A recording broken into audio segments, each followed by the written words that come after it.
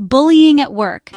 Most of us think it just shuts people down, makes them stay silent, keep their heads down, and hope things will blow over.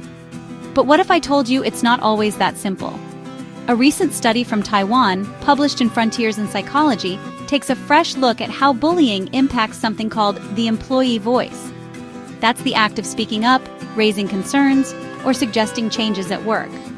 And the results might surprise you. Here's what the researchers found.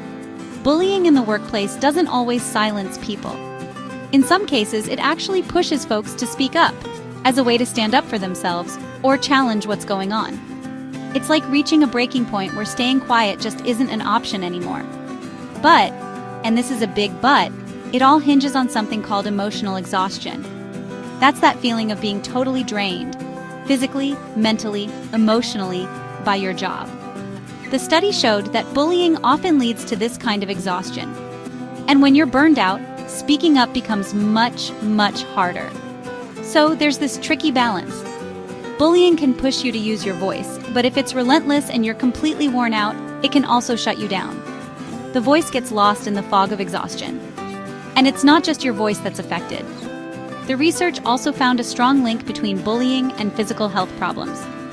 We're talking about shaking, sweating, trouble sleeping, real tangible symptoms that go beyond just feeling bad.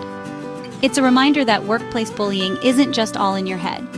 It has real effects on your body, on your ability to function day to day. So what does this mean for organizations? First, anti-bullying policies aren't just a nice to have. They're essential. Early intervention matters. Leaders and HR teams need to support emotionally exhausted employees and create a culture where respect is the norm, where speaking up is safe, not scary. And if you're an employee, it's important to recognize the signs, both emotional and physical, when something's not right. Reaching out for support, whether that's HR, a trusted colleague, or a mental health professional, is a strength, not a weakness. Bottom line, bullying at work doesn't always silence people, but it can rob them of their energy, their health, and ultimately, their voice. Organizations have a responsibility to step up early and foster environments where everyone feels safe to speak and safe to be themselves. Thanks for watching.